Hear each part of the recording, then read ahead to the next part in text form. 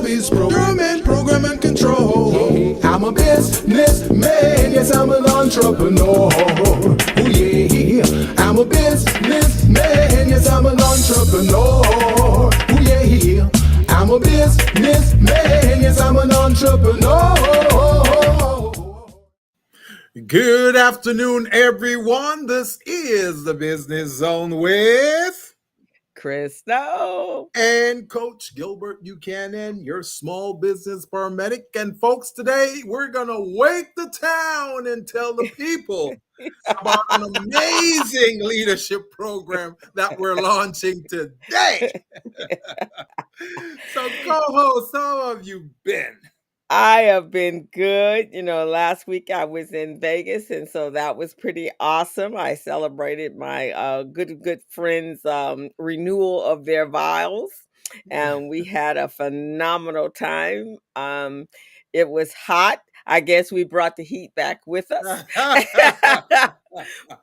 But the interesting thing is that when I was in Vegas, I didn't really feel hot, which is kind of interesting all by itself, right? It was 102, 103, 105, but I guess because you're in and out of the properties, I didn't feel hot. But Yes. boy, oh boy, am I hot today. I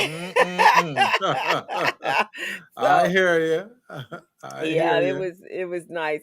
It's been I had not been to obviously Vegas before the pandemic, Hmm. and wow, it has grown. And there's even more properties there now than it was in 29 before 2019. Wow. I think I was in Vegas in 20 I think I went to Vegas in 2019, but Hmm. there's some new properties there, and I was talking to the Lyft driver that was taking us from place to place.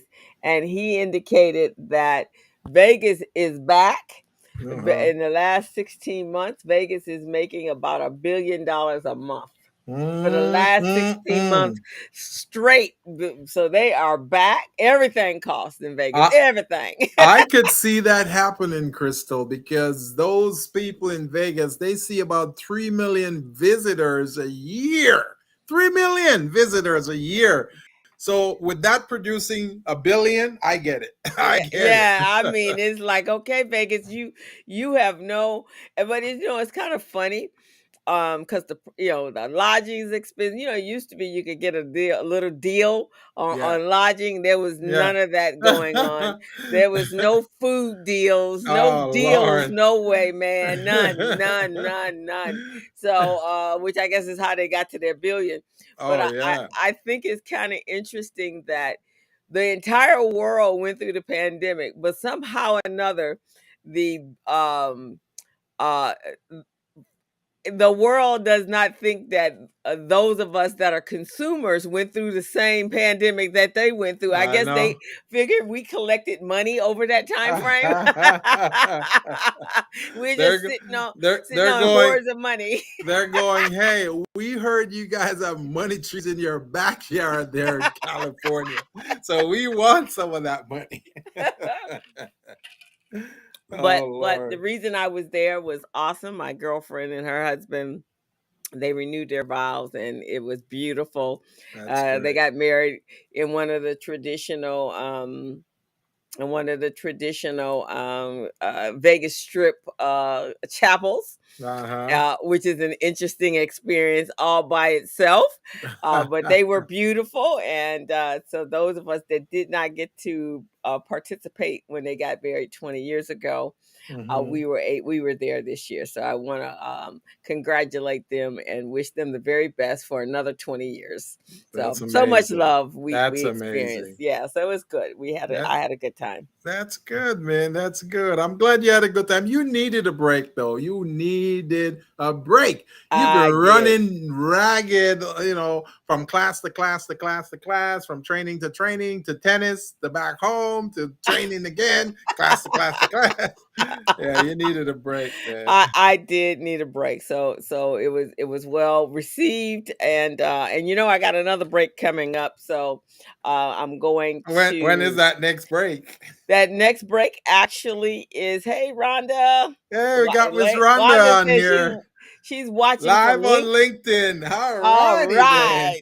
That's the other announcement, everyone. We are now streaming live on LinkedIn. So you can go over to LinkedIn and check us out. You can check us out on YouTube, and you can go check us out on Facebook. So that no excuses for anybody. No excuses No for not excuses. not seeing the business zone on a weekly basis now. This is your number one business show in Southern California and the southern region of the Mississippi. We give you information to help you grow your business, to help you foster, grow, obtain contracts, obtain grants, make sure your financial books are in order. That's what we do here. So, hey, tune in. Yeah. Tune in. And we got Mr. Gregory Sneed. He's checking us out Oh, on he's checking in. Facebook. The court jester. The court jester is here. So welcome, guys. Glad to have you, and I am excited. So yeah, so I'll be in Egypt. I'm leaving on the 18th of Of this month September. of September. Yeah, Man, so I'm gonna be lonely here, co-host. You I gonna know it's leave only me? How it's long you only gonna going be a for? week. I'm Man, only going for 1 week. I'll be a back the week following a week. week is gonna without Crystal is gonna be like a month without Crystal. I'm sure Aw, Miss Rhonda can attest to that, right, Miss that Rhonda? that's nice. But I'm going to see my niece, and I'm excited, and the grandbaby niece, It's going to well see her as deserved. Well well. deserved. Yeah, so it's kind of, so here's some interesting stuff, right? So usually when you think about going on vacation, you're putting your clothes together, but Yeah. I am going to the Middle East. So that's a Oh, whole different ball game, right? that's a whole different ball game of hotness. So hotness, but you also have to be very modestly attired. So Yeah. that's my challenge right now. You can't, from what I understand, no shoulders can be seen. I don't. You can show elbows, but not shoulders. I don't No. know what that's about. And you can't show knees, so you can go below the knee, but you can show a no little bit of no leg and ankle. no mini skirts, none of that. Not that I wear those, but it's still a little challenging. Covering the shoulders, which means it's 90 degrees, and you got to have everything all covered up. You So I gotta got to make sure you find take some ice packs to wear underneath. all I can say is, Gilbert, the world is not always kind to a woman. That's true, man. I give you that. That's true. Gregor said, "No knees on the knee and the Negroes. No knees on the Negroes." So Oh, he's hilarious, and man. so no need. So that's my upcoming, but I'm looking forward to one, visiting Egypt, and then two, but my primary reason for going is, of course, my niece, and I haven't seen her, and I just definitely want to see the baby. So Well, she definitely need to see you because I know deep down in her DNA, she got that Crystal Mitchell gene in there, that radical businesswoman, entrepreneur, boss lady. You know, she got well, that in she's her. developing it. She's a little bit different. She's developing. She does want to start a business. She wants to do an import export on makeup and cosmetics Good. to the Middle East. So we'll, Yeah. after the baby gets a little older, we'll talk about that. But right now, her primary job is raising her child. Yeah. Yeah. I get you. I get you. Yeah, Well, that's her primary. the thing is, I know deep down being an entrepreneur is always a goal of most because working for the man just isn't cutting it. You cannot get rich working for the man. So therefore, you got to put a plan in place in order to launch your entrepreneurship, go out and get opportunities, get contracts, and understanding when you obtain a contract, how to keep those contracts. So Right. that's what this is going to be about. So even though she may not be ready right now, I'm sure she's thinking about it. And with Yeah. your guidance and our guidance here on the business zone, we'll be able to help her out. Exactly. Greg and I were just talking about that earlier today. I don't know if you saw. I think we talked about it as well. That the B of A announcement that Yeah. for first time home buyers, they were Yeah. going. Seems like they're eliminating all challenges and all obstacles. Yeah. So Greg and I were saying it really comes down to, though, is where you can buy is really based upon how much money you're making, right? So you're Yes. kind of locked in when you work for an employer Right. to how much money you're going to make. And Yes. whereas, as one of the benefits of being an entrepreneur is that you literally can you control how much money you make, right? Yeah. Because Yeah. based upon the type of work you do Yeah. and the contracts that you have, Right. and you can plan and forecast to Mm-hmm. increase your revenue. Whereas Exactly. that's a little more challenging in the If if you're you're an working employee for working for employer. someone. Yeah. And not that we saying, guys, that being an employee is not, there's anything wrong with it, but it does have some limitations to Oh it. yeah. Oh yeah. If you want flexibility to determine how much revenues you make within your business, entrepreneurship is definitely the way to go. But no one is saying to just jump out there and become an entrepreneur, because it doesn't work like that. You want to Hmm. write. You want to make sure you study the process, get people involved, people who understand that, like us here on the Business Zone. Crystal has over 20 years of experience. I got over 20. I'll say exactly how much I got. I got 30 years. I know I know Me Crystal too. Crystal don't want me to say how long she's been No, around. I've So 30 years. I started young, Gilbert. I was a oh, okay. prodigy. You started at 7, right? A prodigy. like like our little entrepreneur Anthony Balazar that was on a couple of weeks ago. Yeah. Young man, 10 years old, and he's already heading toward his multi-million dollars in 12 years. He's gonna Yeah. be a multi-millionaire in 12 years. So Oh yes, which is it's an amazing. Our field reporter, Mr. Greg Sneed, said that's why everyone needs to tune into the Business Zone so they can have their own business. And he said, now if you can make over 200 grand a year as an employee, go for it. But okay. otherwise, tune into the Business Zone so we Right. can guide you on how to become an And efficient and effective entrepreneur. right. And I'd even say if you are making that 200 grand, there's no guarantees that it'll be lifetime. So I say have your side business on the side, getting you ready just in case Yeah. there's some layoffs, and which is, things happen, right? In the business world that you have no control over. Right. In your work world that you have no control over. Right. But in your own, you can do what you need to do. So just something, food for thought. Yeah. Can never have enough money, can never have but and you can never have enough control over your own life. That's what I say. That's true. That's true. Yeah, you need to do that. So guys, we're gonna give you guys some input today. Gilbert, first of all, before we jump into our topic, how was your week? Oh, my week has been crazy busy, crazy busy. I just launched a new contract with a company from out of state, and they're working on the LAX Links project, which is a huge Okay. project. Yeah, the automatic people mover project. Yeah, I So saw a lot of our political leadership was taking rides yeah, on the metro this week, so I guess they're getting ready. yeah. So that's the project, and these guys, they've gotten a large contract on it. Let's say probably about 20 million. Oh, so wow, that's pretty big. so That's they brought impressive. yeah. So they brought me in to help them out with labor compliance and labor compliance and certified payroll. So I'm helping them, to determine the paperwork, what needs to be done, the reporting, all of that.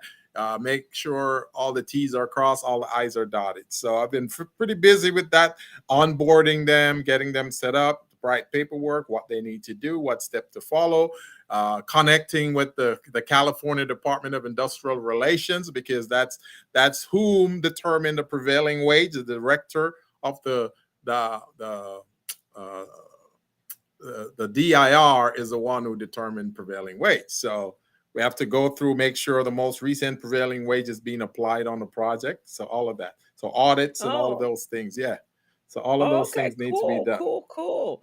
Well, so how what's the ETA or the final completion for the people mover? Do you know? I'm thinking this project is going to go for another 2 to 3 years, from what I understand. Okay. So yeah, so these guys are they're pretty entrenched in it, and not only do they have to do certified payroll and labor compliance, but they also have to do local worker hiring. So they have to include local workers on their projects, and they got to together a plan. So I helped them wrote a plan for that, as to Okay. how many local workers they're going to include on their project, and where they're going to come from, what they're going to do, how it's going to work, how they're going to measure it. So it was amazing. It was Okay. amazing. All right. Now, what's the difference, just for our audience purpose? What's the difference between regular pay and prevailing regular wages versus prevailing wages? So regular wages, as you know, recently the city state that uh, the regular wage is going to be about $16 an hour, right? That's the Okay. folks. So they increased the minimum wage. So prevailing wage is above minimum wage. So what they do is they look at the wage in a certain region. So Mm-hmm. they look at a certain mile radius, and they look at what's being paid to contractors for the type of work that's being performed, and including unions and what union requirements are, fringes and fringe benefits and all of those things. And then they establish a wage rate, a basic wage rate. So the Okay. basic wage plus the fringe benefits give you your total rate wage. So that's Okay. what that is. So, like, for example, a level three, a group three. There are five groups. You got group one, group two, three, four, five. Okay. So a group three laborer, right, would get like I think it's $38.53. That's the basic wage, and then you Okay. add training fund, you add what health and welfare, you had pension, and a few other things. So that brings it up to $63.13. So An that's gonna be hour? yeah. So that's gonna Wow. be the hourly wage right there, 63 and 13. So that times 40 hours a week, you can figure out what that wage is going to be. But at the same time, they deduct the fringe benefits, which is the ones I just talked to you about, health and welfare and all of that. And, Okay. if they're part of the union, they pay union dues as well. So that's Oh. what that is. So many employers on these projects, they don't pay prevailing wage, they pay less than that. So then, people like myself and others, we got to monitor those things and make sure that these guys are doing what they're supposed to do. Because it's very easy for a big employer to say, oops, we made a mistake. I'm so sorry. After they've been after they've been paying them after they've been paying them. So Greg So says, Greg said, so for "Lo- those that can't calculate as fast as the Mr. Financial Literacy guy, he said that's $2,400 a week. yeah, 2,400 a week, right?" There you go. so so you got many of these big employers, they know they're breaking the rules, but they act like they don't know, because they're looking at this, hey, if I underpay this worker and then I get penalized, the penalty won't be as much as what I shortchange the employers. You see what I'm saying? So they're Oh, willing to break the rules. So okay. that's why we need a DIR, Department of Industrial Relations, and others to up the fine, to make the fine twice or three times the So amount. so so Uh, there's a yeah. so they're deterred, and they won't be encouraged to, just like with insurance company. When you Yeah. file a claim with an insurance company, right? Yes. uh, it- it- what they do is they look at the law of probability. They say, okay, if we have 100 claims this year, we're going to reject all of them. Mm-hmm. Chances are maybe 20% of those will refile the claim. So now Mm. you got 20 of the 100 is refiling. They're rejected again. And then Mm. maybe out of that, you'll have 5 of that 20 refile again for a third time. then those five, they'll pay those five claims, and then the other 95, they don't pay it. So they still make out.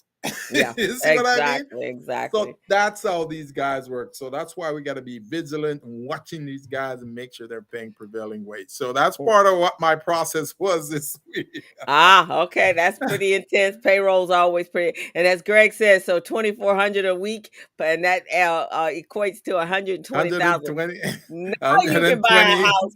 Now You you can can buy start a looking at house, right? buying a house in LA. You can qualify to stay in LA as opposed to being thrown out in the boonies. So, guys, you got to really think about that. You know, there are opportunities out there for you. You just have to prepare yourself so Yep. that Yeah. you or your business and your employees are better prepared for living in America today.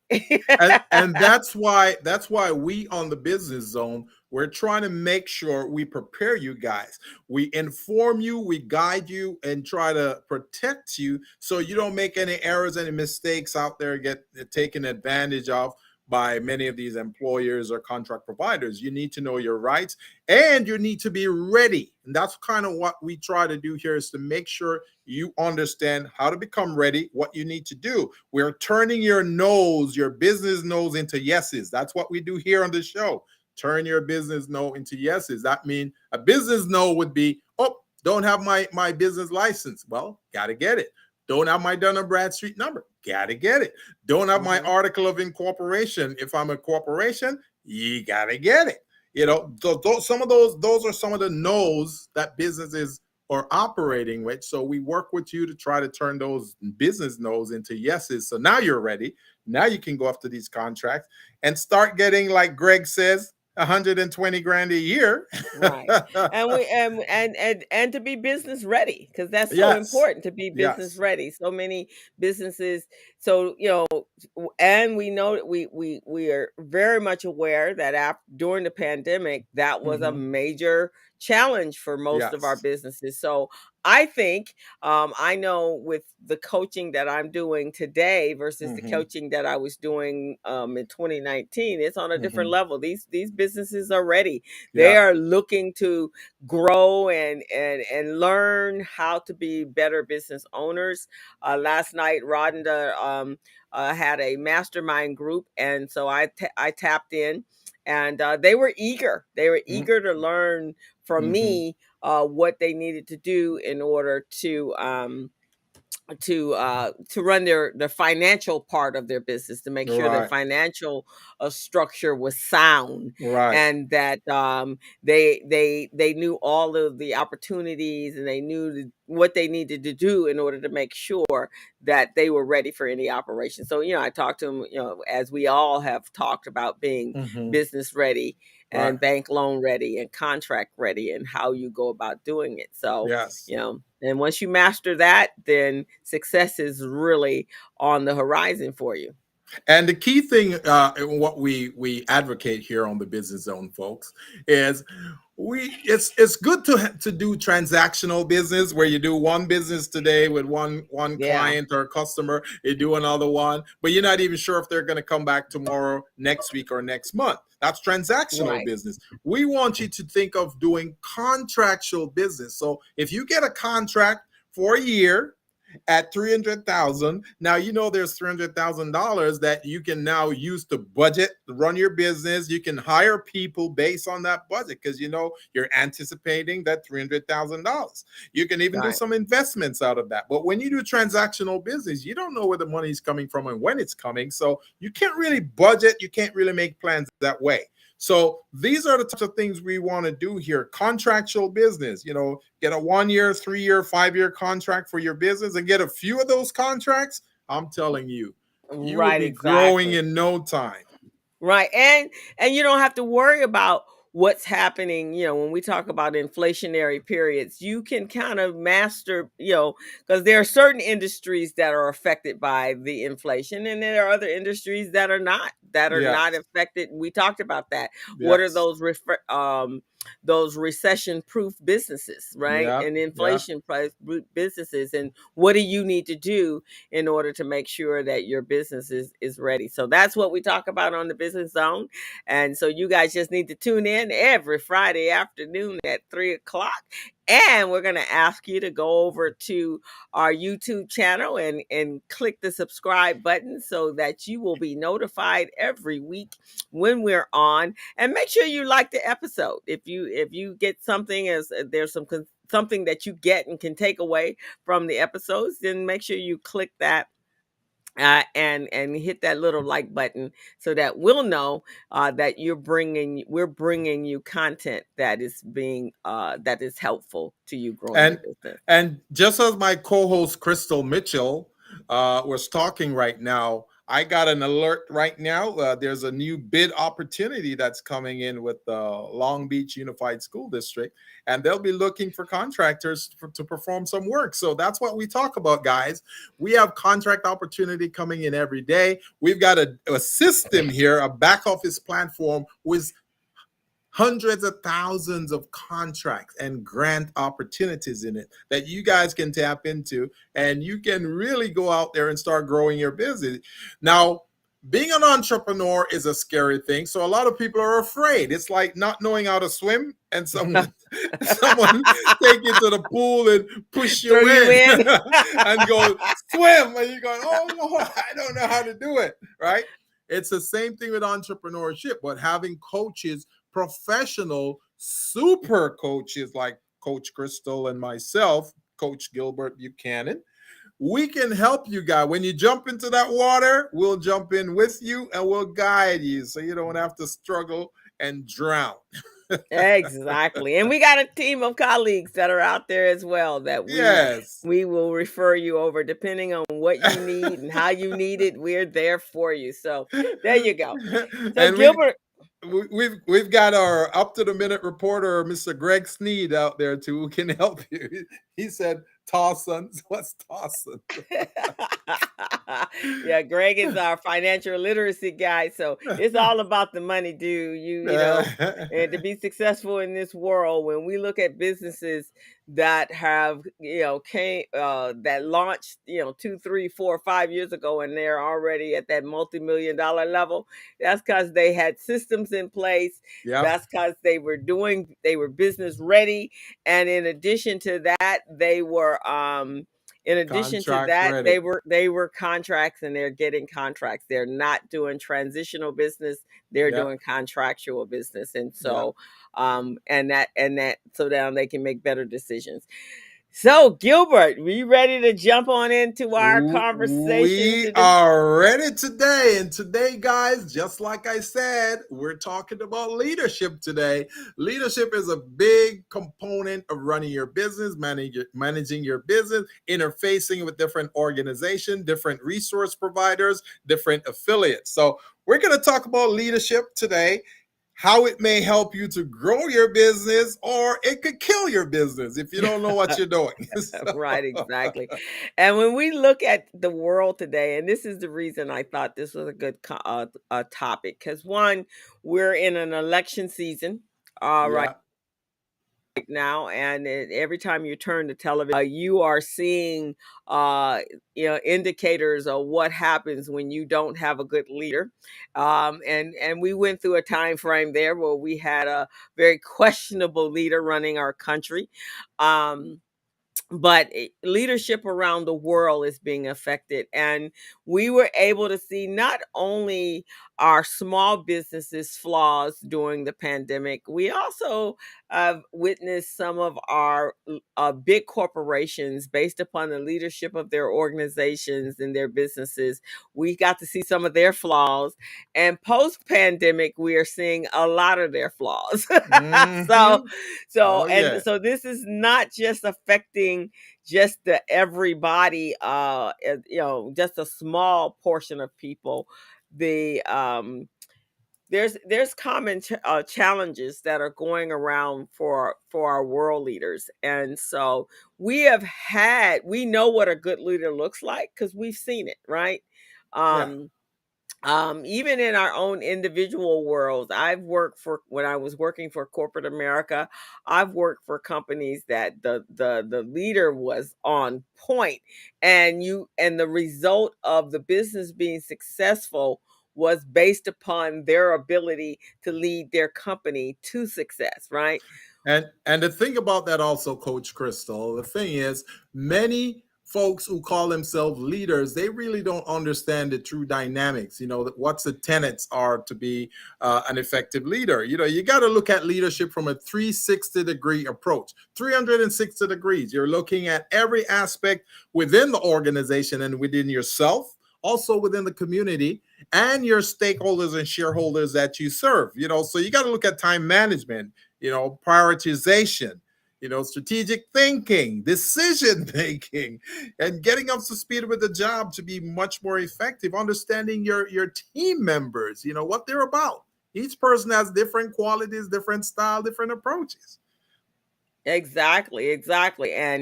And really understanding. So in this world today, um, we're not doing 1950 business anymore, right? No, If no. we have a lot more, there are a lot more moving parts in today. Yeah, And so you as a leader have to be consistently growing and developing your own leadership skills to deal what we're dealing with today. So, yeah, some of our big issues right now is, leaders trying to um figure out how to deal with remote business, right? yeah, Remote, yeah. being able to manage your and inspire your employees even though they're Hmm. not sitting right there in the office with you, right? Yeah, And I yeah. think as a leader, you don't have to have them sitting up underneath you to be a great leader. Right, right. And see, this is part of what's so effective about understanding leadership, because that part of the leadership is considered situational leadership. So you lead based on the situation, based on whatever situation you're presented. You need to have skills to hone certain skills that would help you to be an effective leader, bring about results, bring about stabilization within the organization and the group, and thrive for success. So, like what Coach Crystal is saying, that, during the pandemic, folks had to work from home. Some leaders were confused. They didn't know what to do. They're thinking, oh my God, folks are at home. They're wasting time. They're not producing. Because I can't see them. I don't I know what can't they see do. them. Studies have shown, and when I was doing my graduate studies, we did a lot of experiments, a lot of exercises, and we did some research and studies, and we found out that most of the times workers who work remotely, especially from home, they tend to be more productive than the folks in the office, because they're thinking just like many of these leaders are thinking. They're thinking that they think we're goofing off at home. They think we're not doing anything. So they make sure they overcompensate. They do more work. They work longer hours just to prove to management that they're actually producing. I remember Coach Crystal. I remember we did an exercise at LA Community College District. When I was Okay. there, helping them with some consulting work. I Okay. remember they have us work from home. They asked some of us, how many people want to work from home? And, a lot of us say, yes, we want to work from home. I think they were trying to do an exercise to see Okay. who was producing or not. Right. What they found out is that most of us who work from home were much more productive than the ones who were in the office. Because think about it, Crystal, like you and I, we talked about this before. Think about it. When you go in the office, what's the first thing you do when you get to work? You go get some coffee. You go get your coffee, right? And you hang around the lunchroom You and you hang chit around. chat. Yeah, And, you talk to people. Hey, how was your weekend? How was your dog? All that right. good You take the long way around the office so you get to say Yeah. hello to everybody. And Yeah. then you get back to your desk and then you work for a little while Yeah. and you make some phone calls. And if it's Monday morning, you check your email, you do all that kind of stuff, right? 10 o'clock, the law says that you have to take a 10-minute break. So then, Exactly. right, so you get up from your tent and go back and do your same process. Get your coffee, go get your snack, whatever that is. Do something personal for that 10 minutes. Now, if you've been at a company, and this is my experience, if you've been at a company longer than 10, 15 years, that Yeah. that ain't no 10-minute break. Yeah. It tends to be close to half an hour to an hour, Right, right? exactly. You find some excuses, and then if somebody's checking in on you, you throw in some work questions or some work stuff, and then you mosey back around, right? So now your 10-minute break has been another 10, 15 minutes, maybe 20 minutes at max. Then you come back and you work for a little while. It's 12 o'clock. Where's it Yeah. time to go? It's time to Yeah. go to lunch. So now I go off to my lunch, and I'm gone for an hour or so, depending on how long I've been at a company. Yeah. And then I come back and I work for a little bit more, check my email, do all that sort of stuff Yeah. because things have happened since I went to lunch. Mhm. Then I come back and at 3 o'clock, the law says I gotta take another 10-minute break. So you're not even there long enough. You got to take another break. You gotta take another 10-minute break because the law says that I have to do that. And if I don't do that, then the federal government is gonna penalize me 3 to 5 times more than if I had done what I was supposed to do. So now you gotta take that break. And then from there, you go back to work after your little break and you come back. And somewhere about 4:15, 4:30, your work stops because now you got to get ready for the next day. So you got to check more email. You got to you clean off your desk.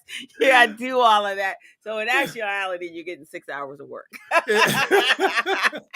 So in the meantime, the employer is suffering because he's not getting a full 8 hours out of each of these employees if they're indulging in this kind of behavior. While if you're at home, you're going, oh my God, I gotta convince them that I really did some work today. You're making calls, you're doing reports, you're doing projects, you're documenting it so you can Right. prove to them that you actually did something. Exactly. And in most cases, I know for me, I'm most productive. So when you do remote work, you're not necessarily saying you're working, all your work is taking place in those hours because, Yeah. it's kind of a more flexible hybrid type of environment, right? Yeah. So for me, I'm most creative at nighttime Yeah. when there's no phone calls coming in. I'm not having to read emails, things that are distracting me from getting my work done. Right. So I can get a whole bunch done at, between the hours of 9 and 12. I'm like on fire at that point. And so Hmm. I get a little, and I can multitask and do all that. But Yeah. not, for some people, I mean, obviously there's some jobs, idle junkie. For some jobs, obviously, and if you're working in manufacturing, things like that, you have to be at your office. But leaders today have to be able to deal with whatever the situation is. Right? You just we are in a new world, Yeah. and on top of that, we've been working to being a global connected world, right? Working Right. and doing business with people all over the world. So Right. you can't have it both ways. You can't have, let me micromanage everything that my employee is doing. And then at the same time, let's go do some global business. It doesn't work that way. It doesn't work that way. So And in that's my, what we're examining, these 10 essential leadership qualities that, effective leaders need to have. And we're comparing it with some of the leaders that most of us know, like some of these guys that we're looking at here on the screen right now. Yeah, and some others, and there are different types of leaders. You have leaders that are, political leaders. You have innovative, disruptive leaders like Steve Jobs. You have environmental young people. This young lady Yeah, Greta she's changing the world, making the world a better yeah, place, and making the planet a better place. yeah. You have your financial leaders. You have your Yeah, Malala is one of those young Indian girls. I think she was either 13 or 14 when she got shot by, was it the Taliban or one of those they guys? actually threw acid in her face. Yeah, Yeah, yeah. acid was thrown in her face. I'll change move the Because they didn't like the fact that she was speaking about their against their oppressive system of right for women. on women. Yeah. Right. So they thought she should shut up and go sit in the corner. So they tried to do everything they could to shut her up, but she prevailed, and And it's she just interest Yeah, she prevailed, and it's yeah, interesting because when we even here in America, yeah, it's women are a major part of the power system, right? yeah, And we have that ability to inspire, which is what leaders do. They inspire people, they right, empower people. mm-hmm, They lead through challenges. They right, share their vision. mm-hmm, And even here in America, we know what happens in third world countries when it comes to women in business and women outside of the home. But yeah, here in America, they're trying to shove women back into a box, right, um, to not be seen or heard.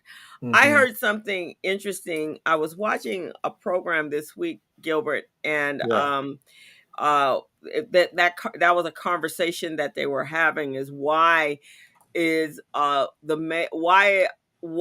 women not in more powerful positions? And so this one man, his take on it was that women, it was a scene in the show I was watching, mm-hmm, and this woman who was running for president, it was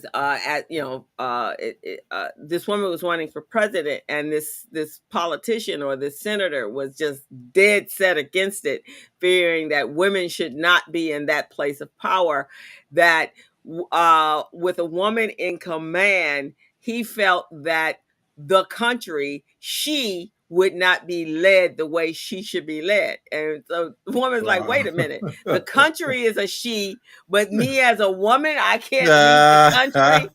And so she was asking her husband, why was that? She didn't understand that. And he says, because the woman is the cradle of the world. She's the Mhm. one that gives birth to the people, the man, right? To give Yeah, man or woman. She's been yeah. given that ability to give birth. And so she's very powerful in that nature. And she And provides nurturing, and nurturing, Yeah, and so there is a fear. yeah. There is a fear to have a woman as a president because the men feel she'll be much more powerful than they are. Well, we've seen women in leadership positions all over the world, right? Yes. We remember right back we went to Maggie Thatcher in Yes. England. She led, and then I think there's I think there's a woman in New Zealand as well right now who New is there. Zealand, Yeah, India has had a female president. The United yeah, States is the one behind this backwards, man. And yeah, so it's going to be interesting because as innovative and forward thinking as America is, that yeah. one area I think is Right. the area where they choose to still stay in medieval times, Yeah. and that is having women in powerful positions to lead. I personally think this country needs to have a woman president. The way I look at it, Coach Crystal, is this: when you run a team like an organization, each person on your team has a role. You've got they call role players. So Hmm. each person plays just like a basketball team. On a basketball team, you got 5 members, and each one of them has a certain role. So that's the way leadership should operate, and that they understand that the people that they have on their team, in their circle, each person is playing a role. So if one person can inspire, one person can help to develop others, one person can train and develop, all of those types of things. One can negotiate. Those are the types of people you want to use on your team to go out and make your organization much stronger, much better, and establish itself in the marketplace. Right. So many leaders, they think about themselves that they should be the only person making decisions, and it doesn't work that way. I remember, Crystal, when I work at the mayor's office, city of Los Angeles. We know the mayor is a leader. We know he's in charge. That's Hmm. his gig. He makes decisions, but he has us as role players, and we go out and we do things in the community on his behalf. You see what Mm. I'm saying? So he Hmm. empower he empowers us to do those types. He's not going to be out there doing community outreach and all of that unless it's a certain event or certain activity. But he has us going out there. When he's speaking, we wrote his talking points for him. So the Right. talking points that we develop that because we are there in the community. We know what's going on, and we write that in the speech. So when he speaks, he's speaking to that, so he can identify with the people in the community. So Exactly. it's amazing. It's and, amazing. and you and as and that's some of the things that when we talk about the challenges that leaders have suffered around the world, that's some of them. One is what you talked about, horning in on your effectiveness and how you do, Hmm. but being able to lead a team, but more importantly than that, being able to develop your employees so that Yeah, they're speaking and operating on your behalf, that they're yeah, representing you, because you, yes, the leader, can't be every place, right? right, So right, being able to develop that particular individual or individuals that yeah. continue to carry out your message, because in a business we can't do this alone, right? You No, can't wear no, all the hats. You have no. to have a team that's behind you, but you have to empower that team. Yes, and each person on the team has a role to play. And that's where coaching and mentoring come into play, because when you're coaching and mentoring someone, first you got to understand their propensity. What are they geared to do? What can they do? What are their strengths, their weaknesses? How can they present the resources and the welfare of this team based on the vision that's developed for the team? So when you're coaching folks, you want to coach to their weaknesses and as well as their strengths. When you're Right. mentoring folks, you want to mentor to their weakness and their strengths, because a lot of those weaknesses you can help them to develop it and turn it into a strength. Exactly. You want to be able to help them turn that into a strength, because it's going to benefit the whole organization if that's the case. Yes. You're only as good as your team, Yes. right? Yes. Yes. So even when those of us that partner and collaborate with everyone else, with other individuals or other colleagues, we're only as good as our team, right? Yes. And Because we and make each other look good. and that's why you see many leaders, they give props, they give thanks and respects to their supporters, and said, hey, you know what, couldn't have done this without you. You worked your butt to the bone just to make sure this happened, and we really appreciate you, because again, the leader can't be in multiple places at once. So that leader is going to be in certain places, and his role players are going to be in other places trying to get things done. And that's why, having this 360-degree approach in leadership is so critical. And folks need to understand that. Now, some people say leaders are born, some say leaders are developed. I think it's a combination of both. I agree. Because some you have different style of leadership. We've talked about it on this show. You've got the autocratic leadership that they don't listen to anyone, they just want to do things their own way. Then you've got Hmm. the democratic leadership that listens to everyone and try to include their vision, their support, their voices in the decision making process, even though sometimes that may not be appropriate for certain situation. That's why you go to the situational leadership, where you lead based on the situation in front of you. You know, Yeah. you remember what's the name of that flood, that horrible flood down in New Orleans, Katrina, Oh, right? Katrina. Uh-huh. Mm-hmm. That was the situational leadership moment. You see what I mean? Yeah. Yeah. Because many leaders have never experienced that type of thing before, you Right. know. And I And got one even better than that. The yes, the shooting of the 19 kids in Texas. yes, What yes, the heck happened to what and yeah, the leader? He was yes, supposed to be protecting the children, right, and he wasn't. And so yeah, his team did yeah, not do their job because the leader did not lead his team to do their exactly. job. And they're waiting to see what that leader is going to do. Right. And so consequently, so with that being said, ineffective leadership can be disastrous for an Yes, organization and for a yes, company, because yes. that's your role. That's what you're Hmm. supposed to be doing, is making sure you're connecting with your team, as Greg said here. You have to be able to connect with your team, and Yes, your key team has to be able to feel that you can carry them to safety, right? I mean, and just imagine if the military operated like that leader did in Texas. We would yeah, have, I mean, the whole platoon would been exactly. lost. They would say, "Hey, I'm not going out there. You go out there." You know, Right, and exactly. that level of respect, man, is very crucial. It's very key, and recognizing people's skills and strengths and weaknesses. That's why, Coach Crystal, when we do that exercise, knowing your personnel exercise that we do, that's why that's Hmm. so critical, because you know that folks fall into at least four of those categories, right? So you got to find out which one of those categories works best for them, and then you help build them accordingly. Now, there are areas there where there might be weak in, and you can still work with them to get there. You know, they may not fully develop those areas, but at least they'll strengthen it a little bit so that the team can perform much better. Exactly.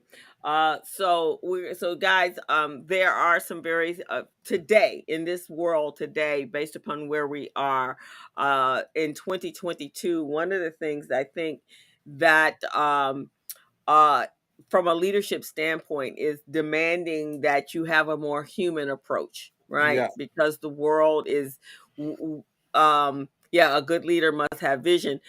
So with that, in order to be able to develop that human approach, that means we have to have a new leadership strategy, right? Hmm. That we can really um, uh, uh, guide our teams and our organizations to the vision that we've established, and that everybody's on the same page. You got to be on the Hmm. same page. You can't have Right. folks going all willy nilly in every different direction. Right.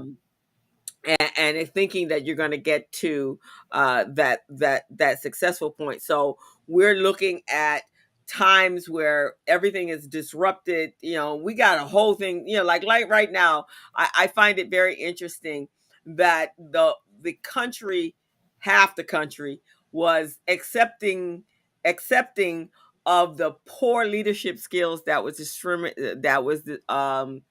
demonstrated with the previous president, the former president, but they're so critical of the skills of the current president. Hmm. Hmm. The former president, I mean, operated completely for self. Right. Right. Could care less about the country. It And was all see, about him. this ties into the next point about managing stakeholders, because as a leader, you're operating in concert with your stakeholders, and your stakeholders could, depending on the leadership model you're in. So if you're a for-profit, your stakeholders are probably going to be your investors, your shareholders, board of directors, those Hmm. types of folks. And also your employees to me are considered stakeholders. People in the community, your customers, those are stakeholders. Because if your Mm-hmm. customers stop purchasing from you, then there's no need for you anymore, because your revenues are going to go down and you're going to be out of a job. So Right. you got to manage from the stakeholder standpoint, where you understand what challenges are there, what type of relationships you need to develop. And many of these leaders operate from a political standpoint. Yeah. They do politics. But if you're doing politics where most of the stakeholders can benefit, Yeah. then that's good. But just remember that the next time around, your politics should be geared towards satisfying the other stakeholders that you left out the last time around. Yeah. So those are the types of things that they need to look at. The image in their work environment is crucial. In order for you to tell someone, follow me up this mountain. It's a very Mm-hmm. high mountain. You don't know how to climb. You're afraid of heights, but I want you to follow me because I'm going to do this, this, and this, and this. Right. You got to have a certain character for that person to really believe in you and want to follow you up there. How do you influence them? Right. you know? Exactly. I mean, even as business coaches, Gilbert. I mean, we have to establish a certain presence so that the individuals that we're coaching will follow the instructions or the guidance or the suggestions or the recommendations that we're giving them. Right. But our previous performance plays a great part in that, right? It They have does. to be able to see that there were some results that were Right. um for others that we've coached prior to them, and Right. they have to feel confident that we Right. know what we're talking about, right? Right. That Right. you can definitely address their needs and make them feel like they want to follow you. Right, right. So as coaches, you can't just have a canned delivery of a delivery of presentation, right? Yeah. Yeah. Right. You can't. It's I don't care what business you're in or where Yeah. you are in life. This Right. is the same recommendation and suggestion I make for everybody. It's a Yeah. blanket bulk delivery. No, it's got to be based upon an individual. And your supporters can tell real quickly if you're reading from something or if you know what the heck you're talking about. They can tell. They can Right. really, Exactly. really tell, because they see the passion. They see, the enthusiasm you put into what you're saying. It's coming from the heart. Instead of reading some things from some paper. And I'm not really against academics and all of that. But I've seen in our space, Crystal, in our space where we work with small businesses, we work with economic development agencies. I've seen where a lot of professors who've been in the educational institution arena for multiple years, Mm-hmm. 10, 15, 20, 25, 30 years, who never really owned a business, but they're Mm-hmm. telling business owners how to operate, what to do, because they've read it in a book or they wrote it in a book, they've seen some theories in a book.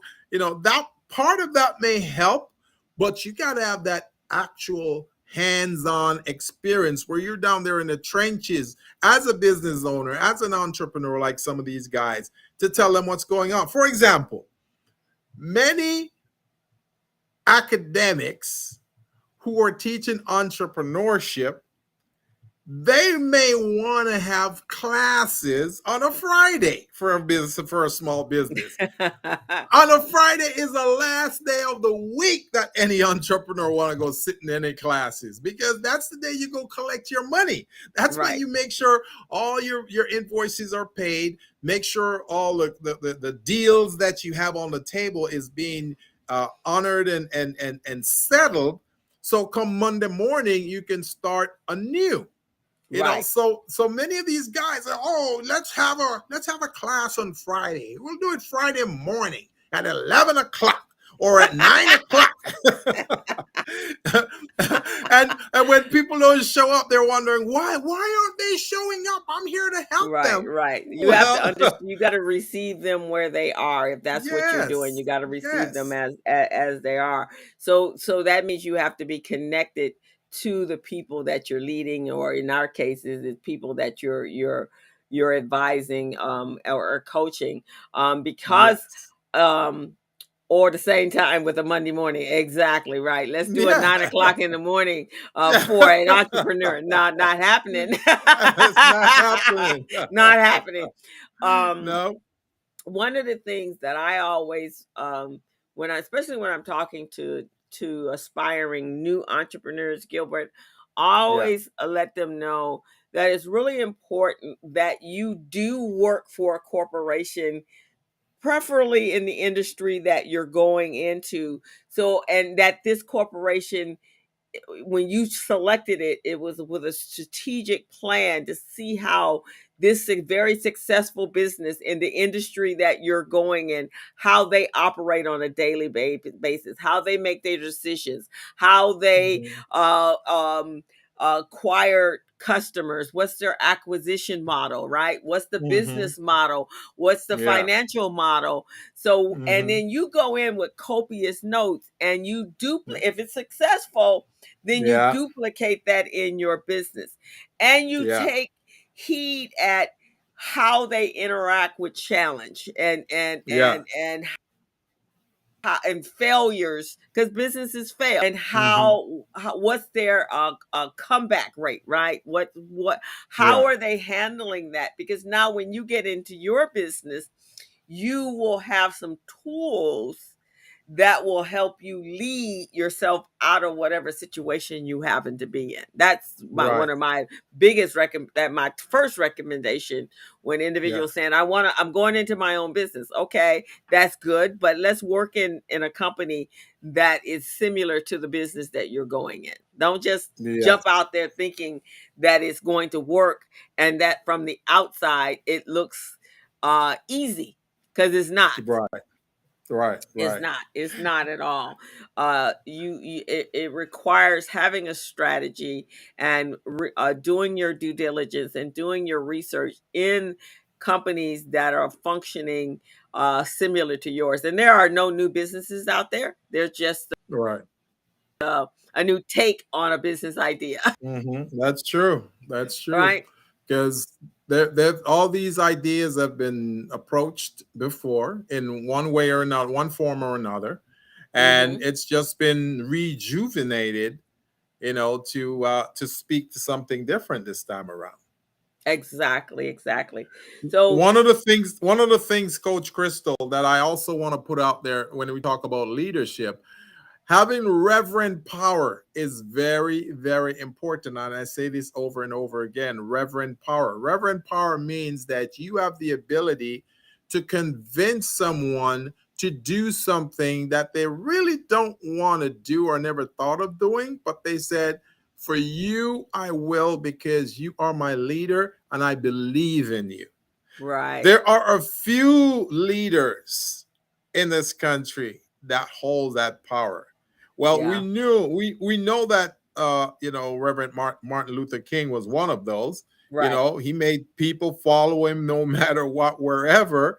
Even against their own will, they're against their family wishes. They'll follow them because they believe in them. They believe in the right, mission, the exactly. vision, and what he had to offer, and how he also look after them. He'll want to know, how are you doing today? How's your family? What's going on? And if there's things that they need, he'll make it available for them or give them access to it. So leaders, those are some of the types of things that get leaders to convince others to follow in their footsteps. How many Yeah, leaders said, I really would like you to work overtime tonight, and you go, I got to go home and take care of my family. But because of their reverent power and their ability, they've demonstrated in the past before, they care about you and they'll do things for you. You will make that sacrifice. You'll call home and say, you know what, I'm going to be a little late. I need to do something extra for my boss, my leader, and this is what's going to happen. I'll be home 2 hours later, and yeah, you'll make that sacrifice. right. Those are the types of leaders we want to see more of. out there. And then that same leader will recognize that you made that sacrifice.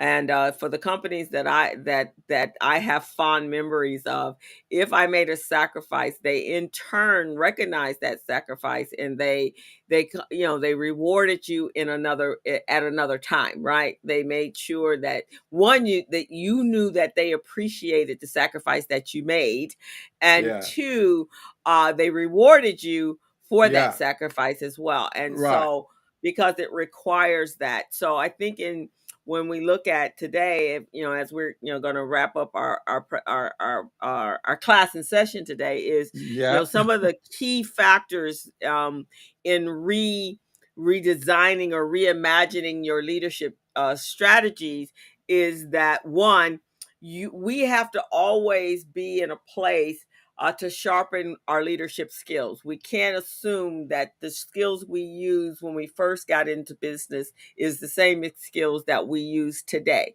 because life Right. is different. So we need to Right. do, like we always tell our clients to do a SWOT analysis, right, of their Yeah. business. You Yeah. need to do an assessment and a SWOT analysis of yourself as a Of leader, yourself. right? Exactly. Your strengths, your weaknesses, the opportunities that are presented for you, and how you're going to embrace those for on behalf of the people that you're leading, as well Hmm. as the threats that could Right. be looming on the horizon. So doing a self-assessment and And then sharpening. what recommendations you need to make, or to recognize that you need to do in order to improve. Because the one thing is, what you're going to do is you're going to you're going to look at your strength as it is. Can you strengthen that some more? You're going to look at your weakness as it is. Can I convert some of those into a strength? You're going to look at the threats. What threats are out there? Now we need to mitigate those threats or minimize them, neutralize them, so they don't become serious threats anymore to the organization or to yourself. So those are the things leaders do, and those things pop up every day. So not because we put together a SWOT analysis and we say, okay, we've got these strengths. These strengths are these are internal strengths and external strengths. No, they're changing every day, man. They're changing every day. So we got to have strategies, and that's why I say, being a situational leader is so critical to organization, because it takes a lot of different styles to really get the message across and make things happen. Right, so exactly. so Greg is saying, I was going to ask, who is Reverend Power? So next, well, you came right behind him, and you told him what that was. Yes. Next is harnessing, and this is something I think it's very, very important in today's world. Harnessing your emotional intelligence. Yeah. Your EQ is real important today in this Yeah. world, because we have so many things going on, and in Yeah. a culture where we're actually fostering the culture of transparency and Hmm. proactivity. We have to be, because that's what this cancer culture is all about, right? Yeah. Because you're Yeah. not being authentic. You're not Yeah. tapping in to the needs of the people that you're trying to lead. So You everybody wants to cancel things. Yeah, so if and you have to lead with humility and integrity, and as Greg Yeah. said a few minutes ago, with Yeah. respect. You Right. have Right. to respect the people that you're leading. You Yeah. have to have an understanding where are they coming from, right? Yeah. There is Yeah. no blanket anything anymore, Right. because Right. all of us are different. Yeah, Hmm. harnessing, or he said harness your emotional unintelligence. so so that is really, really important. But And Crystal, before you go to the next point, I just want to throw this in there real quickly. And Greg just brought up mhm, a good point right there.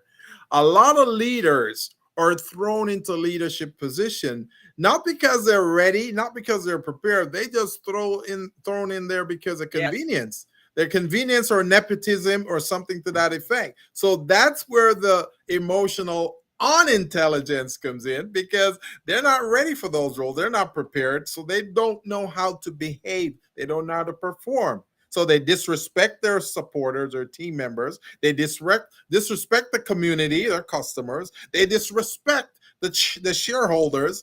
They disrespect everyone because they're thinking, hey, I'm an autocratic leader. I can do whatever. Right, exactly, Greg. Yeah, hey, I'm the leader. It's my job. Yeah, It's me. yeah, It's mine. And yeah. we saw that in a previous former president. So this is why it's so important that we look at what we saw and go, wait a minute, do I fit in that category? Right? Yeah, yeah, Am I that disconnected from the people that I'm leading?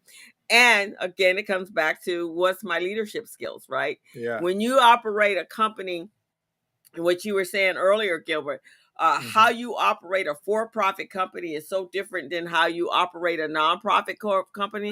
Because Exactly. from a nonprofit standpoint, emotional connection and emotional intelligence is Yeah, probably a priority in it has leading. to be. It has It, to be because you're servicing a need, right? yes, It's not about the profit. It's you're about the servicing of the need. you're servicing a need, and most of your team members or staff are not well paid or properly paid, so they're doing this out of the goodness of their heart. They love the vision, they love the mission, they love the population they serve, so they're doing it because of those things. So they're making a lot of sacrifices. So as a leader, you need to recognize that. Right, exactly. So definitely different than if coming from a for-profit platform where the ultimate goal is revenue and profits at the end of at the end of the year. That is not how you measure. That's not the matrix that you're looking for Right. in a nonprofit organization. It's Hmm. how based upon our mission and the vision of our organization, how did we measure that we met those goals, right? Yeah, So yeah. were we able to provide the servicing or the structure that we needed in order to solve the problem that we were addressing, right? Right, we right. we we do talk about solving a problem in a for-profit, but it's really the end result is, are we solving the problem so that we can make a profit? Yeah, yeah, yeah. And see, with a nonprofit, you solve the problems to make sure that your stakeholders are satisfied, because you got your sponsors, you've got your board of directors who has direct power of firing you as the executive director. They can fire Exactly. no matter if you founded the nonprofit or not. They can still fire you. you know Right. so so Exactly. so those are things leaders need to understand, that the difference in organizations, whether it's a for-profit or non-profit, the leadership roles. And I wanted to put this question out there to some of our listeners and viewers right now. If they thought that a non-profit leader could run a for-profit organization and vice versa. Mm. Can a for-profit leader run a non-profit organization? I would love to hear from some of our viewers out there. And What do you think? also, and also our number of leadership coaches that are out there. I mean, they've been in the trenches with some of them and leading and changing. We love to hear your input as well. So Yeah. go over to either one of our social media platforms where this show is streaming, and give us your take on some of the topics that we're talking about. And what you feel, because you have an experience and this is what you're doing. Thank you, Greg. Thank you, Mr. Greg. Sorry you have to go. You are our field correspondent, right? But so important. And that brings us to the next one, Gilbert, is become a leader that encourages feedback. And then when you Mm. get that feedback, make sure um, yeah, he said he'll stay if you have a check for him. We'll work on that, Greg. We'll work on it for you. um, and when you get that, uh, The the feedback. next step is the feedback. Making Right. sure that when you get that feedback, that you incorporate that feedback in how you're leading your stakeholders, right? Right. Because but not being afraid to receive feedback on whether you're Right. right or you're wrong, or maybe there was a different direction that you should have taken. I think that Right. is really a great example of being a great leader, is that you can admit that you're wrong. And some leaders, they tend to chastise the source or the person that providing them the feedback. They seem to believe, hey, I'm the king here, I'm running this thing, you don't tell me, how you feel or what you think should happen. Right, I make exactly. that decision, which is Yeah, not I'm a the good king of the way. hill. Yeah, I'm the I'm the king of king the of the hill. hill, which is not a good way to run the organization. Because again, like I say, your team members, they've got roles, they're role players. So they're out there in the trenches talking to your constituents, talking to your customers. They know what the customers want and what the customers are saying. So you got to listen as a leader. You have to listen as a leader. That was one of the, I guess, the thing that Obama did so well, was he knew there were areas that he didn't have expertise, so he brought in the experts Yeah. in those spaces, and he stepped out the way and let them do what they needed to do, because he Yeah. knew he wasn't trying to micromanage it. Hey, Exactly. you're better at this. Especially his transitional team. He brought in all the power hitters that Hmm. could jump on, that could hit the ground running Running. Yeah. day one. January 16th, after his inauguration, Yeah. he had his transitional team that had all of this expertise that he needed in Right. order to do that. And Rhonda says it's critical to have an ear to hear your team and your customers. You have to hear them. Exactly. And for those of you who don't know who Coach Rhonda is one of the coaches with the Los Angeles Urban League Biz Camp team, and also it's Biz Institute, right? Right, and business institute. and she coaches these young entrepreneurs, anywhere from 11 to 17 years old, and she's just phenomenal. She's a phenomenal leader. I love her style.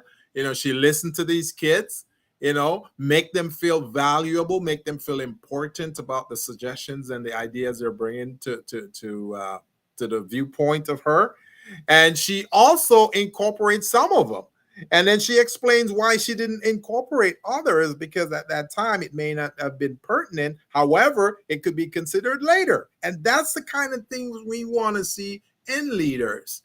Instead of shutting down someone, oh, that's not a good idea, get away from here. Just let them know, why it may not be able, you may not be able to use it at this time, but it could be used later. Exactly. And for my experience with Rhonda, because we're partners in running the Biz Institute and Biz Camp, and at one point she ran the Entrepreneurial Center at the Urban League. And I Mm-hmm. remember when I first met Rhonda, and pretty much everyone that I partner with has this mentality. So when I met Rhonda, I was introduced through another colleague of mine's, and a situation had taken place where I no longer had a place to do my workshops and training Mm-hmm. anymore. So I ran into her at an expo, and I said to her, I said, "Hey, Rhonda, I need a place to train." She goes, "Okay, no problem." And so she says, I said, "Okay, well, I'll give you a call next week." She goes, "No, take out your book right now. Let's select a date and let's make this happen." So See, Rhonda is a make stuff happen kind of that's person. That's what I'm talking about. Situation. Situational leadership. It, we don't have She to did do it a on the spot. no drawn out whatever, and this has come up in our partnership on so many occasions, that she's made that decision right there. If I bring it to her, she trusts, that we're all on the same page, Right. and so she's like, "Okay, make it happen." Well, we got an intern that way this summer. Yeah. I met her. And the young lady was awesome. And I called Rhonda and I said, "Rhonda, uh, we need to interview this young lady. We need another intern. She'd be absolutely awesome." She says, Okay, and I told the young lady, I said, "Well, let me talk to Miss Rhonda." So when I'm talking to Rhonda on the phone, she calls me, she texts me back. She said, "Go ahead, make it happen." And the young lady was awesome because we trust each other's Yes, opinions right.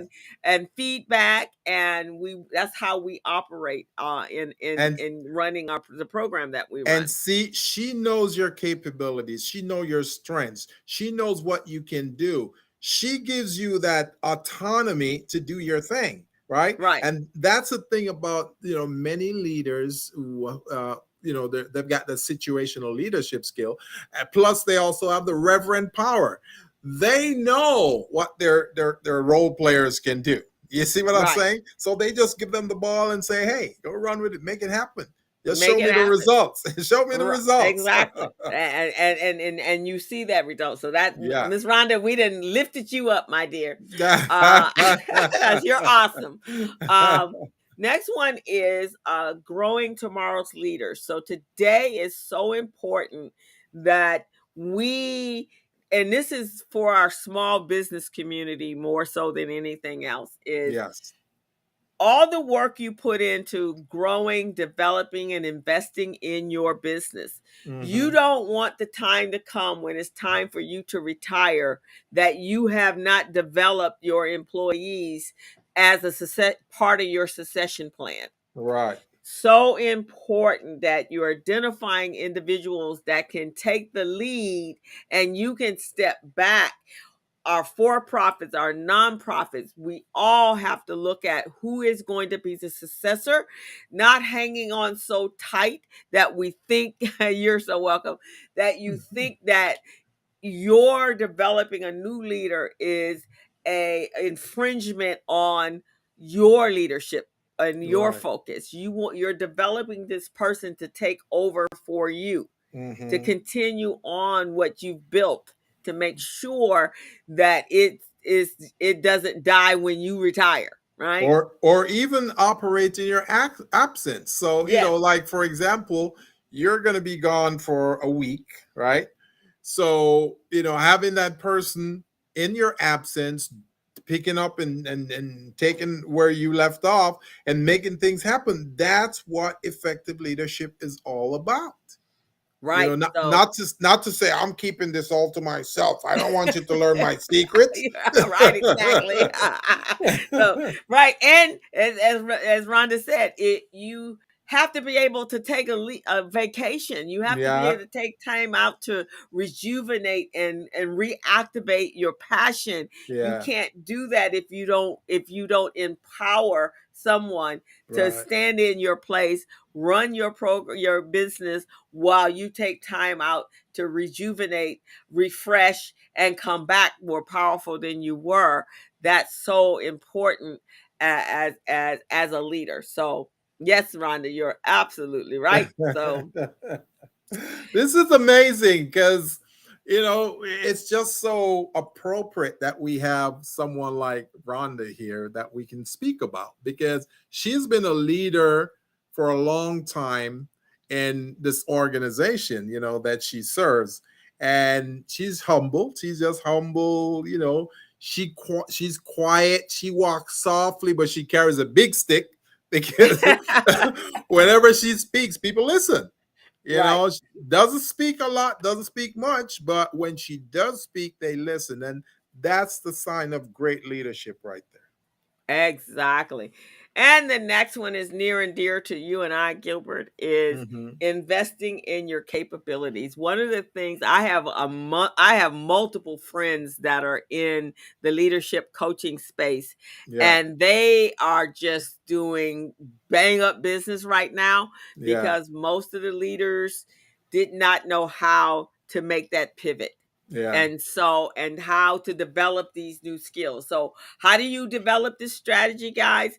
You invest in leadership or coaching from professionals that can help you get there. It's like, if you need to learn how to self confidence or how to embrace your power and your special talents, we usually go to a psychologist or someone Yeah. that can help coach us to that place, right? Hmm. Same thing here. As Gilbert just said earlier, not everybody's born a leader. Right. Sometimes you find yourself in that position. So Right. if you do find yourself in that position, then it's really, really important to find someone to help you develop your leadership skills. That's right. That is true. That Yeah. is true. So, leadership coaching has the power to support your employees, and also providing that if you have identified some employees that you want to be able to take over for you, or to take over, or to stand in for you, you have to provide them with the skill sets to do that. Yeah, and also, just the fact that investing in technology, investing in things that can help to enhance your skills, you got to do that as leaders, because you don't want to show up at a summit, the conference, or an event with other leaders, and they are so far ahead of the game that you're playing catch up, and you don't even know some of the things they're talking about, or you're talking to some of your shareholders or customers, and you have no clue what they're talking about, because you're not engaging in the development of technology.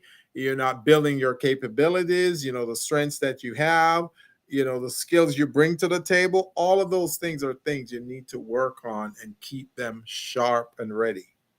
Exactly.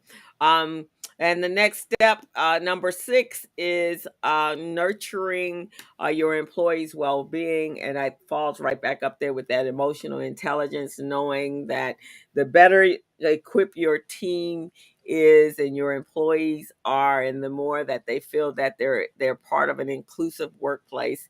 And that will also be number eight, is making sure you have an inclusive workplace. Yeah. If they feel that this is a happy, safe place for them to work, they Mhm. will step up and do the best of the best of the best. Yes. If you create a hostile, toxic work environment, you're going to Mhm. get that back in return. What you Right. put in is what you get out. Right. Exactly. So knowing, nurturing, and sometimes it might require you having to learn how to do that. and Yes. and Rhonda added, when you provide them with the tools, also to give them the authority. I am all about self Yep. empowerment, man. Yep. Yep. Yep. Because think of it, we can't do it all. We only have at least 8 hours in the day, and we have so many demands pulling us in so many different directions. So as leaders, you got to delegate and delegate. While you're delegating, you delegate authority as well. So that's Right. really what that's all about. Thank you for that, Rhonda. Yes, thank you. And number seven, roll like a crew.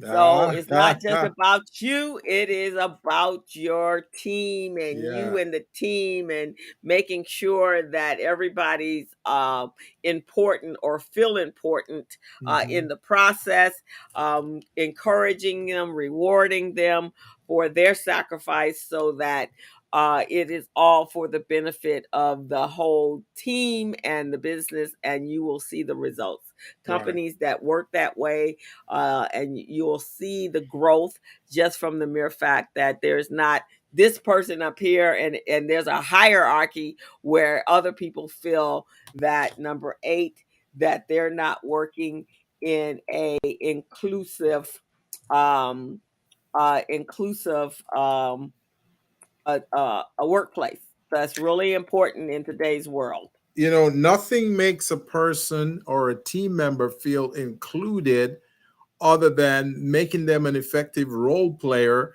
You let them know what their roles are, and let them know that without those roles, this team wouldn't be whole, it wouldn't be solid. So you have to do that. So when you generate that inclusive workplace, you're letting folks know, listen, your contributions to this team is most valuable. We love what you're bringing to this table, and we love what you're responsible for. So let's get your contributions in there, and let's get some result. Let's get some productivity going. So that's how we want to look at those things as leaders. And also, Gilbert, it starts at the onboarding process. Yeah. Making sure that, and we've all been in this situation where the onboarding process did not go the way it should have. Making Right. sure welcoming, that the whole team is welcoming. Everybody knows what their role is. No Yeah. one's feeling threatened that you're bringing in someone to replace them.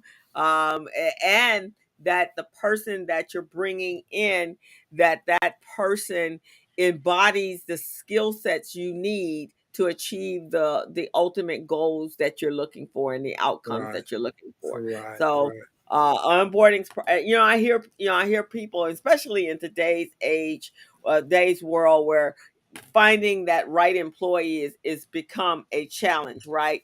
Yeah. So I always go is, what are you looking for in this employee? Right? What do you need them to do? And are you going to train them properly so that they can deliver the outcome that you're looking for? Because Right. most employers don't hire like that. They, Right. especially if they don't have an HR department, they Mm-hmm. just, oh, you are a warm, breathing body. Mm-hmm. And then, They take the word of a friend of a friend of a friend. right, exactly. And then when that person doesn't do what you're looking for, then they have a problem with you, Yes. and they blame it on the person when it's not the person's fault. It's your Hmm. fault because you Right. didn't hire the right person in the first place. And then you didn't create an inclusive environment for them to walk into, because they felt they someone in the group is feeling threatened by them being there.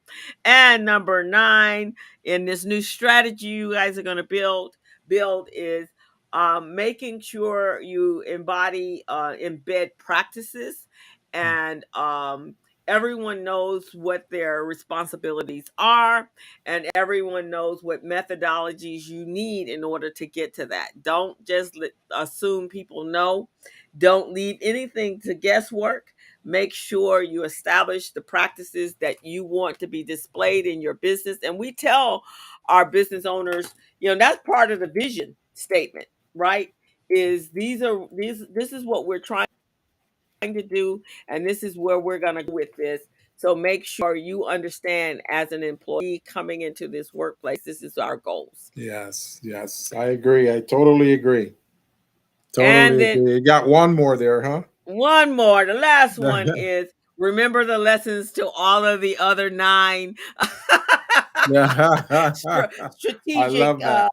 is remember your lessons. Don't walk away and forget all that you've gone through, whatever the experiences have been. Remember what they are. Remember where you were before, and don't overlook and don't be unprepared. Yeah, preparedness is really, really key. And again, we've seen that during the pandemic, where many of our small businesses were not ready. So as a result of them not being ready with their paperwork and readiness within the organization, they missed out on a lot of loans, a lot of grants, and any type of opportunity that came up. So please, guys, make And is it sure. right? So we're gonna say this too before we close out for day. Remember what happened in 2020. Remember how Yeah. you felt when you couldn't get the resources that you needed because Hmm. you were not business ready. And for in the case of being contract ready and bank loan ready, make sure you learn from those lessons. Know what you need so that when you go uh, to to uh, apply for a grant or apply for a contract, apply for a loan, you know exactly what needs to be in place to make sure that the outcome is going to be what you expect. So that's your Exactly. job as an effective leader of your business, even if you leading just yourself. I love it. I love it, co-host. I love it. So we touched on some great points here today in leadership, and we're hoping that at least one of you out there listening, this makes some sense to you. It will make you reevaluate and look at your current system and want to take a shot at this. Now, this information is going to be posted. It's live right now. It's on YouTube, LinkedIn, and Yes. Facebook. So you can just go there and you can copy the link and save it. And we are streaming live right now. So, and we want your feedback, guys. So go over to either one of our platforms. We are streaming live on Facebook.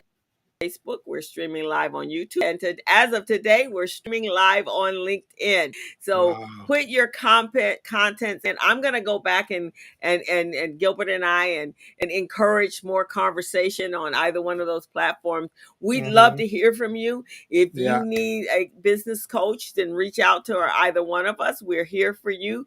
If you want some referrals to how to become a better leader, then reach out to us and we'll make that happen. So Yeah. with that, Gilbert, we are concluding our day.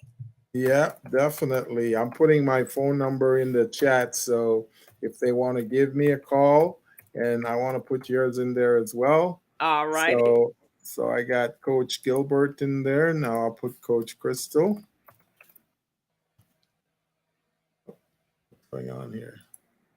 I see Coach Gilbert. So and with that, guys, we want to make sure you guys have a healthy and happy Labor Day weekend. It is What's your September contact number, Coach? 323 Hmm. 447 7272. Okay. So, folks, remember, if you want to reach out to any one of us, myself, Coach Gilbert Buchanan, or you want to reach out to Coach Crystal, then this is our number right here, and my number is here as well. You guys can copy this link, copy everything about it in the chat, and be prepared for our next show, which is next week, Friday at 3 o'clock. And we're here every week. This is the Business Zone with Crystal and Gilbert. And we're always here trying to provide advice and support services to every small business, small and micro. We want to get you guys ready. We want you guys to start bidding on contracts instead of doing that transactional business. We want you to start seeking out grants instead of that transactional business you've been doing. We want you to be prepared to go after lines of credit to run your business instead of what those other entities been giving you. So despite that, you'll see that this will be a better deal for you guys. Check it out. That's all we ask. Check it out. Right. So great show today, Gilbert, on what makes a great leader in a world that is completely chaotic today. Yeah. So you guys can go back, check it out, and give us your input. You may have a different version or a different input, and we welcome that. So let's keep the conversation going on. It's so important to be successful in this life and to be a good leader, to make sure you have all the tools that it takes to make that happen. And we lead even from a small place, and it doesn't have to be leading a big corporation. We all are leaders at some point or in some aspect of our lives. So be that inspirational leader, be that respectful leader, and be that leader that can empower other people to reach their greatness. That's what we do as business coaches every day. So we want to thank you guys for joining us today. We want to thank our guests and our contributors, Ms. Rhonda Hobart and Mr. Gregory Sneed, who's gone for the day. Thank you guys, and we will see you next week. You guys try to stay cool because it's hot. I'm hot right now. I need to go get some cold water. And we will see you all next week. We ready to rock it out of here, Gilbert? For sure. We're out. All right. As a small biz pro, I saw we roll, using procurement, program and control. As a small biz pro, I saw we grow, using procurement, program and control. I'm a businessman, yes, I'm an entrepreneur.